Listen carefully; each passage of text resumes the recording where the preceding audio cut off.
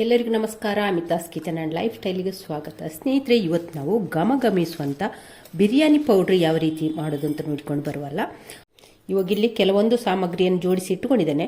ಮರಾಠಿ ಮೊಗ್ಗುಂಟು, ಜೀರಿಗುಂಟು, ಬಡೆ ಸೋಂಪು, ಶಾ ಜೀರಿಗೆ, ಜಾಯಿಕಾಯಿ ಮತ್ತು ಜಾಪತ್ರೆ, ಲವಂಗ, ಸ್ಟಾರ್, ಕಲ್ಲು ಹೂವು, ಧನಿಯಾ, ಪಲಾವ್ ಎಲೆ, ಚಕ್ಕೆ, ಲವಂಗ. ಹಾಗೆ ಇಲ್ಲಿ ಇನ್ನೊಂದು ಪ್ಲೇಟಲ್ಲಿ ಕೆಲವೊಂದು ಸಾಮಗ್ರಿಯನ್ನು ಜೋಡಿಸಿ ಇಟ್ಟುಕೊಂಡಿದ್ದೇನೆ. ಮೆಣಸು, ಬ್ಯಾಡಗಿ ಮೆಣಸು, ಕಾಳು ಮೆಣಸು, ಕಸ್ತೂರಿ ಮೇಥಿ, ಕಲ್ಲುಪ್ಪು, ಅರಶಿನ ಇಷ್ಟನ್ನು ತಗೊಂಡಿದ್ದೇನೆ. ಇವಾಗ ಇದನ್ನೆಲ್ಲ ನಾವು ಡ್ರೈ ರೋಸ್ಟ್ ಮಾಡಿಕೊಳ್ಳುವ. ಇಲ್ಲೊಂದು ತವವನ್ನು ಬಿಸಿಯಾಗ್ಲಿಕ್ಕೆ ಇಟ್ಟಿದ್ದೇನೆ. ಅದಕ್ಕೆ ಈಗ 2 ಟೇಬಲ್ ಸ್ಪೂನ್ನಷ್ಟು ಕಾಳು ಮೆಣಸನ್ನು ಹಾಕ್ತಾ ಇದ್ದೇನೆ.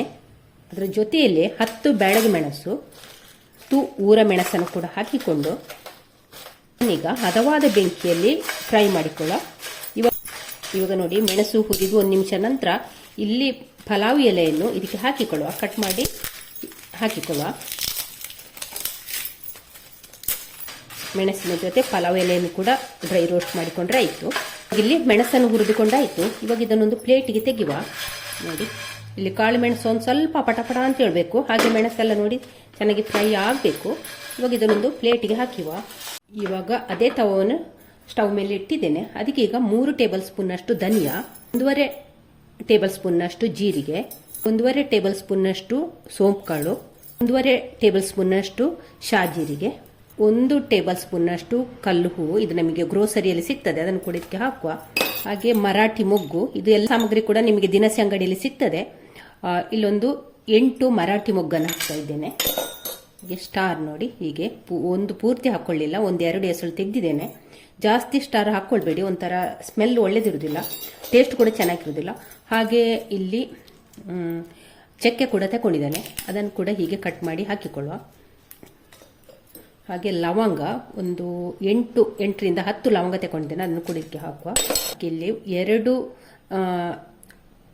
ಜಾಯಿಕಾಯಿದು ಜಾಪತ್ರೆ ಇದಕ್ಕೆ ಹಾಕ್ತಾ ಇದ್ದೇನೆ. 1 ಟೇಬಲ್ ಸ್ಪೂನ್ ಅಷ್ಟು ಉಂಟು. ಹಾಗೆ 1 ಜಾಯಿಕಾಯಿಯನ್ನು ಇದೊಂದು ಸ್ವಲ್ಪ ತೆಗೆದಿದ್ದೇನೆ. 1 ಜಾಯಿಕಾಯಿ ಹಾಕ್ಕೊಂಡ್ರೆ ಆಯಿತು. ಇಲ್ಲಿ 8 ಏಲಕ್ಕಿ, ಹಾಗೆ ನಿಮಗೆ ದೊಡ್ಡ ಏಲಕ್ಕಿ ಅಥವಾ ಕಪ್ಪು ಏಲಕ್ಕಿ ಅಂತ ಸಿಗ್ತದೆ, ಅದನ್ನು ಕೂಡ ಹಾಕಿಕೊಳ್ಬೋದು. ನನಗೆ ಸಿಕ್ಕಲಿಲ್ಲ, ಕಪ್ಪು ಏಲಕ್ಕಿ ಇಲ್ಲ ದೊಡ್ಡ ಏಲಕ್ಕಿ ಅಂತ ನಿಮಗೆ ದಿನಸಿ ಅಂಗಡಿಯಲ್ಲಿ ಸಿಗ್ತದೆ, ಅದನ್ನು ಕೂಡ ಹಾಕಿಕೊಳ್ಬೋದು. ಅದೊಂದು 4-5 ಹಾಕಿಕೊಂಡು ಇದರ ಜೊತೆಗೆ ಹಾಕಿಕೊಂಡು ಫ್ರೈ ಮಾಡಿದರೆ ಆಯಿತು. ಇವಾಗ ಇದನ್ನೆಲ್ಲ ಡ್ರೈ ರೋಸ್ಟ್ ಮಾಡಿಕೊಳ್ಳುವ, ಎಣ್ಣೆ ಹಾಕಲಿಕ್ಕಿಲ್ಲ. ಇವಾಗ ಜಾಯಿಕಾಯಿಯನ್ನು ಹೀಗೆ ನೋಡಿ ಜಜ್ಜಿಕೊಂಡಿದ್ದೇನೆ, ಇದನ್ನು ಕೂಡ ಇದಕ್ಕೆ ಹಾಕುವ. ಇನ್ನು ಇದನ್ನೆಲ್ಲ ಒಮ್ಮೆ ಡ್ರೈ ರೋಸ್ಟ್ ಮಾಡಿಕೊಂಡ್ರೆ ಆಯಿತು. ಉರಿಯನ್ನು ಮಾತ್ರ ಹದವಾಗಿ ಇಟ್ಟುಕೊಂಡ್ರೆ ಆಯಿತು. ಜಾಸ್ತಿ ಉರಿ ಇಟ್ಟು ಫ್ರೈ ಮಾಡಿ ಕಪ್ಪಗೆ ಮಾಡಿಕೊಳ್ಳೋದು ಬೇಡ, ಅಂದರೆ ನಮಗೆ ಬಿರಿಯಾನಿದು ಫ್ಲೇವರ್ ಮತ್ತು ಟೇಸ್ಟ್ ಹೋಗ್ತದೆ, ಸರಿಯಾಗಿ ಬರುವುದಿಲ್ಲ. ಇಲ್ಲಿ ಎಲ್ಲ ಸಾಮಗ್ರಿ ಕೂಡ ಫ್ರೈ ಆಗಿದೆ. 1-2 ನಿಮಿಷ ನಾವು ಇದನ್ನು ಹುರಿದುಕೊಂಡ್ರೆ ಸಾಕಾಗ್ತದೆ. ಈಗ ನಾನಿಲ್ಲಿ ಸ್ಟವ್ ಆಫ್ ಮಾಡ್ತಾ ಇದ್ದೇನೆ. ಸ್ಟವ್ ಆಫ್ ಮಾಡಿ 1 ನಿಮಿಷ ಇದರಲ್ಲಿ ನಾವು ತವದಲ್ಲಿ ಬಿಡುವ. ಇದರ ಬಿಸಿಯಲ್ಲಿ ಒಂದು ಸ್ವಲ್ಪ ಹೊತ್ತು ಫ್ರೈ ಆಗ್ತದೆ. ಸ್ಟವ್ ಆಫ್ ಮಾಡಿದ ನಂತರ ಇಲ್ಲಿ 2 ಟೇಬಲ್ ಸ್ಪೂನ್ ಅಷ್ಟು ಕಸ್ತೂರಿ ಮೇಥಿಯನ್ನು ಹಾಕ್ತಾ ಇದ್ದೇನೆ. ಹಾಕಿ ಈ ಬಿಸಿಯಲ್ಲೇ ಇದು ಕಸ್ತೂರಿ ಮೇಥಿ ಕೂಡ ಒಂದು ಸ್ವಲ್ಪ ಫ್ರೈ ಆದರೆ ಆಯಿತು. ಹಾಗೆ ಆ ಬಿಸಿಗೆ ಇಲ್ಲಿ ಒಂದು ಅರ್ಧ ಟೇಬಲ್ ಸ್ಪೂನ್ನಷ್ಟು ಅರಶಿನದ ಹುಡಿಯನ್ನು ಕೂಡ ಹಾಕ್ತಾ ಇದ್ದೇನೆ. ಅದನ್ನು ಕೂಡ ಈ ಬಿಸಿಯಲ್ಲಿ ಒಂದು ಸ್ವಲ್ಪ ಫ್ರೈ ಮಾಡಿಕೊಂಡ್ರೆ ಆಯಿತು. ಇದರಲ್ಲಿ ಬಿಡುವ, ಈ ತವದಲ್ಲಿ ಹೀಗೆ ಬಿಟ್ಟರೆ ಆಯಿತು. ಇವಾಗ ಈ ಸಾಮಗ್ರಿಯನ್ನೆಲ್ಲ ನಾವು ಇಲ್ಲಿ ಈ ಮೆಣಸಿನ ಜೊತೆ ಹಾಕಿಕೊಳ್ಳ. ಇದನ್ನು ಪೂರ್ತಿ ತಣ್ಣಗಾಗಲಿಕ್ಕೆ ಬಿಡುವ. ಹುರಿದಿರುವಂಥ ಮಸಾಲೆ ಎಲ್ಲ ತಣ್ಣಗಾಗಿದೆ. ಮೆಣಸನ್ನೆಲ್ಲ ಕಟ್ ಮಾಡುವ. ಮೆಣಸು ಹುರಿಯುವಾಗ ಅಷ್ಟೇ ನಮಗೆ ಹೀಗೆ ಕಟ್ ಮಾಡೋಗುಂಟಲ್ಲ, ಟಕ್ ಅಂತ ಕಟ್ ಆಗಬೇಕು, ಆ ರೀತಿ ನಾವು ಇದನ್ನು ಕಟ್ ಮಾಡಬೇಕು. ನೋಡಿ, ಇಲ್ಲಿ ಎಲ್ಲವನ್ನು ನಾನು ಹೀಗೆ ಕಟ್ ಮಾಡಿ ಇಟ್ಟುಕೊಂಡಿದ್ದೇನೆ. ಇಲ್ಲಿ ನೋಡಿ, ಎಲ್ಲ ಕೂಡ ಹೀಗೆ ಚೆನ್ನಾಗಿ ಕ್ರಿಸ್ಪಿ ಆಗಬೇಕು. ಆ ರೀತಿ ನಮ್ಮ ಮಸಾಲ ಸಾಮಗ್ರಿ ಹುರಿಬೇಕು. ಅಂದರೆ ಮಾತ್ರ ನಮಗೆ ಇದು ಎಷ್ಟು ಒಂದು 3ರಿಂದ 6 ತಿಂಗಳ ತನಕ ಬಾಳಿಕೆ ಬರ್ತದೆ. ನಾವು ಈ ಮಸಾಲ ಸಾಮಗ್ರಿಯನ್ನು ಹದವಾದ ಉರಿಯಲ್ಲಿಟ್ಟು ಹುರಿತೇವಲ್ಲ, ಅದರ ಮೇಲೆ ಡಿಪೆಂಡ್ ಆಗ್ತದೆ. ರಪ್ಪ ಹುರಿದು ಒಳಗಡೆ ಎಲ್ಲ ಹಸಿ ಹಸಿಯಾಗಿ ಹೊರಗೆ ಮಾತ್ರ ಕಪ್ಪಾಗಿದ್ರೆ ಉಂಟಲ್ಲ, ಅಂಥ ಸಾಮಗ್ರಿ, ಅಂಥ ಮಸಾಲ ತುಂಬ ಟೈಮ್ ನಮಗೆ ಪೌಡ್ರು ಬಾಳಲಿಕ್ಕೆ ಬರಲಿಕ್ಕಿಲ್ಲ. ಹದವಾದ ಉರಿಯಲ್ಲಿ ಒಂದು 3ರಿಂದ 4 ನಿಮಿಷ ತನಕ ಮೆಣಸನ್ನು ಹುರಿಬೇಕು. ಹಾಗೆ ಉಳಿದಂಥ ಸಾಮಗ್ರಿಯನ್ನೆಲ್ಲ 2ರಿಂದ 3 ನಿಮಿಷ ತನಕ ಹುರಿಬೇಕು. ಹಾಗೆ ಕ್ರಿಸ್ಪಿ ಆಗಬೇಕು ಎಲ್ಲ ಕೂಡ. ಹಾಗೆ ಕಾಳು ಮೆಣಸು ಸಹ ಅಷ್ಟೇ. ಒಂದು ಸ್ವಲ್ಪ ಪಟಪಟ ಅಂತ ಹೇಳ್ತದೆ, ಆ ತನಕ ಹುರಿಬೇಕು ಎಲ್ಲ. ಹಾಗೆ ಎಲ್ಲ ಸಾಮಗ್ರಿ ಕೂಡ ಪಟಪಟ ಅಂತ ಒಂದು ಸದ್ದು ಮಾಡ್ತದೆ, ಆ ತನಕ ಮಸಾಲೆಯನ್ನೆಲ್ಲ ಹುರ್ಕೊಂಡ್ರೆ ಆಯಿತು. ಇವಾಗ ಇದನ್ನೆಲ್ಲ ಮಿಕ್ಸರ್ ಜಾರಿಗೆ ಹಾಕಿಕೊಳ್ಳುವ. ಜಾರು ಕೂಡ ಅಷ್ಟೇ ಕ್ಲೀನಾಗಿ ಒಣಗಿರಬೇಕು, ಚೆನ್ನಾಗಿ ಒಣಗಿರಬೇಕು. ಬಿಸಿಲಲ್ಲಿ ಒಣಗಿಸಿಟ್ರೆ ಒಳ್ಳೆಯದು. ಹಾಗೆ ಅದರ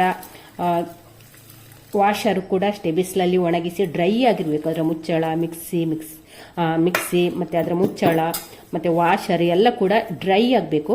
ಹಾಗಿದ್ರೆ ಮಾತ್ರ ನಿಮಗೊಂದು 6 ತಿಂಗಳು, 3 ರಿಂದ 6 ತಿಂಗಳ ತನಕ ನಾವು ಮಾಡಿಟ್ಟಿರುವಂಥ ಬಿರಿಯಾನಿ ಪೌಡ್ರ್ ಹಾಳಾಗದೆ ಉಳಿತದೆ. ಇವಾಗ ಇಲ್ಲಿ ಮಸಾಲೆಯನ್ನು ಕೂಡ ನಯವಾಗಿ ಪೌಡ್ರ್ ಮಾಡಿಕೊಂಡಿದ್ದೇನೆ. ನೋಡಿ ನಯವಾಗಿ ಪೌಡ್ರ್ ಆಗಿದೆ. ಇವಾಗ ಇದಕ್ಕೆ ಈಗ ಮಸಾಲೆ ನಯವಾಗಿ ಪೌಡ್ರ್ ಆಗಿದೆ. ಇವಾಗ ಇದಕ್ಕೆ ಒಂದು ಅರ್ಧ ಸ್ಪೂನ್ನಷ್ಟು ಕಲ್ಲುಪ್ಪನ್ನು ಹಾಕಿ ಪೌಡ್ರ್ ಮಾಡಿಕೊಳ್ಳುವ. ಇವಾಗ ಇಲ್ಲಿ ಉಪ್ಪನ್ನು ಕೂಡ ಹಾಕಿಕೊಂಡು ನಯವಾಗಿ ಪೌಡ್ರ್ ಮಾಡಿದ್ದೇನೆ. ನೋಡಿ ಕಲರ್ ನೋಡೋಗ್ಲೇ ನಿಮಗೆ ಅಂದಾಜಾಗ್ಬೋದು, ರೆಡಿಮೇಡ್ ಪೌಡ್ರಿನ ರೀತಿಯಲ್ಲೇ ಇದರ ಕಲರ್ ಕೂಡ ಬಂದಿದೆ ಅಲ್ಲ. ನೋಡಿ ಅದೇ ರೀತಿ ಉಂಟು. ಹಾಗೆ ಒಳ್ಳೆ ಘಮ ಅಂತ ಹೊಡಿತಾ ಉಂಟು. ಈ ರೀತಿ ಪೌಡ್ರ್ ಮಾಡಿ ಇಟ್ಕೊಂಡ್ರೆ ಉಂಟಲ್ಲ, ಹುರಿಯುವ ಹದವಾಗಿ ಬೆಂಕಿಯಲ್ಲಿ ಹುರಿದು ಈ ರೀತಿ ಮಾಡಿಟ್ಟುಕೊಂಡ್ರೆ 3 ತಿಂಗಳ ತನಕ ಹೊರಗೆ ಇಟ್ಟರೆ ಇದರ ಫ್ಲೇವರ್ ಮತ್ತು ರುಚಿಯಲ್ಲಿ ಏನೇ ವ್ಯತ್ಯಾಸ ಆಗೋದಿಲ್ಲ. ನೋಡಿ ಇದು ಅಳತೆ ಬಂದು 1 ಟೇಬಲ್ ಸ್ಪೂನು. ಇದರಲ್ಲಿ ನಮಗೆ 1 kg ಚಿಕನ್ ಇದ್ದು ಬಿರಿಯಾನಿ ಎಲ್ಲ ಮಾಡೋದಿದ್ರೆ ಉಂಟಲ್ಲ, ಒಂದು 5-6 ಸ್ಪೂನ್ ಇದಕ್ಕೆ ಹಾಕಿಕೊಳ್ಬೋದು. ಮತ್ತು ನಿಮ್ಮ ರುಚಿಯಲ್ಲಿ ಹೆಚ್ಚು ಕಡಿಮೆ ಮಾಡಿಕೊಳ್ಬೋದು. ಖಾರದಲ್ಲಿ ಮಸಾಲೆ ಕಡಿಮೆ ಅಂತಿದ್ರೆ ಸ್ವಲ್ಪ ಕಡಿಮೆ ಹಾಕಿಕೊಳ್ಬೋದು. ಒಂದು 5 ರಿಂದ 6 ಸ್ಪೂನ್ ಬೇಕೇ ಆಗ್ತದೆ 1 kg ಚಿಕನ್ ಬಿರಿಯಾನಿ ಮಾಡಲಿಕ್ಕೆ. ನೋಡಿ ಇವಾಗ ಇದನ್ನೊಂದು ಏರ್ಟೈಟ್ ಕಂಟೈನರಲ್ಲಿ ತುಂಬಿಸಿಟ್ಟುಕೊಳ್ಳುವ. ಹಾಗೆ ತುಂಬ ಮಾಡಿದರೆ ನೀವು ಎಲ್ಲವನ್ನು ಒಂದೇ ಬಾಟ್ಲಲ್ಲಿ ಹಾಕಿ ಆನಂತರ ನಿಮಗೆ ಎಷ್ಟು ಉಪಯೋಗಕ್ಕೆ ಬೇಕು, 1 ತಿಂಗಳಿಗೆ ನಿಮಗೆ ಎಷ್ಟು ಹುಡಿ ಬೇಕು ಅಷ್ಟು ಒಂದು ಅಂದಾಜು ಮಾಡಿ ಬೇರೊಂದು ಸಣ್ಣ ಬಾಟ್ಲಿಗೆ ಹಾಕಿ ಇಟ್ಟುಕೊಂಡ್ರೆ ಆಯಿತು. ಒಂದೇ ಬಾಟ್ಲಿಗೆ ಹಾಕಿ ಅದರಿಂದ ಪದೇ ತೆಗಿತಿದ್ರೆ ಉಂಟಲ್ಲ ನಮ್ಮ ಪೌಡ್ರ್ ಬೇಗನೆ ಹಾಳಾಗ್ತದೆ. ಹಾಗೆ ಪರಿಮಳ ಮತ್ತು ಅದರ ಟೆಕ್ಸ್ಚರ್ ಕೂಡ ಕಡಿಮೆ ಆಗ್ತದೆ. ಹಾಗಾಗಿ ಬೇರೆ ನಿಮಗೆ ಎಷ್ಟು ಬೇಕೋ ಅಷ್ಟೊಂದು ಸಣ್ಣ ಬಾಟ್ಲಿಗೆ ಹಾಕಿ ಇಟ್ಟುಕೊಂಡ್ರೆ ಆಯಿತು. ಇವಾಗ ಇದನ್ನೆಲ್ಲ ಒಂದು ಗಾಜಿನ ಬಾಟ್ಲಿಗೆ ತುಂಬಿಸಿಟ್ಕೊಳ್ಬೇಕು. ಇನ್ನು ಯಾವ ರೀತಿ ಬಿರಿಯಾನಿ ಮಾಡೋದಂದರೆ, ಕುಕ್ಕರಿಗೆ ಎಣ್ಣೆ ಅಥವಾ ತುಪ್ಪ ಮತ್ತು ಎಣ್ಣೆ 2 ಕೂಡ ಹಾಕ್ಬೋದು. ಹಾಕಿ ಸ್ಟವ್ ಮೇಲೆ ಇಟ್ಟು ಎಣ್ಣೆ ಕಾದಾಗ ತೆಳ್ಳಗೆ ಕಟ್ ಮಾಡಿರುವಂಥ 3 ಈರುಳ್ಳಿಯನ್ನು ಹಾಕಿ ಅದು ಕೆಂಪಗೆ ಆಗಬೇಕು. ಕೆಂಪಗೆ ಫ್ರೈ ಮಾಡಿಕೊಂಡ ನಂತರ ಶುಂಠಿ ಬೆಳ್ಳುಳ್ಳಿ ಪೇಸ್ಟ್ ಹಾಕಿ ಅದರ ಹಸಿ ವಾಸನೆ ಹೋದ ನಂತರ 1 ಟೊಮೆಟೊ ಹಾಕಿ ಹಾಗೆ ಕಟ್ ಮಾಡಿದಂಥ ಕೊತ್ತಂಬರಿ ಸೊಪ್ಪು ಮತ್ತು ಪುದೀನ ಹಾಕಿ ಫ್ರೈ ಮಾಡಿ ಅದರ ಹಸಿ ವಾಸನೆ ಹೋಗೋ ತನಕ. ನಂತರ ಚಿಕನ್ ಹಾಕಿ ಅದಕ್ಕೆ ಅರಿಶಿನ ಮತ್ತು ರುಚಿಗಾಗುವಷ್ಟು ಉಪ್ಪು ಹಾಕಿ ನಂತರ ಅರ್ಧ ಕಪ್ ಮೊಸರು ಹಾಕಿ ಚೆನ್ನಾಗಿ ಫ್ರೈ ಮಾಡಿ ಆನಂತರ ಒಂದು 7 ಟೇಬಲ್ ಸ್ಪೂನ್ನಷ್ಟು ಬಿರಿಯಾನಿ ಮಸಾಲ ಪೌಡರನ್ನು ಹಾಕಿ ಹುರಿಯಿರಿ. ಒಂದು 3 ನಿಮಿಷ ಚಿಕನನ್ನು ಹಾಗೆ ಬೇಯಿಸಿಕೊಳ್ಳಿ. ನಂತರ ನಾವು ಮೊದಲೇ ಬಾಸುಮತಿ ಅಕ್ಕಿಯನ್ನು ಒಂದು 20 ನಿಮಿಷ ನೆನೆ ಹಾಕಬೇಕು.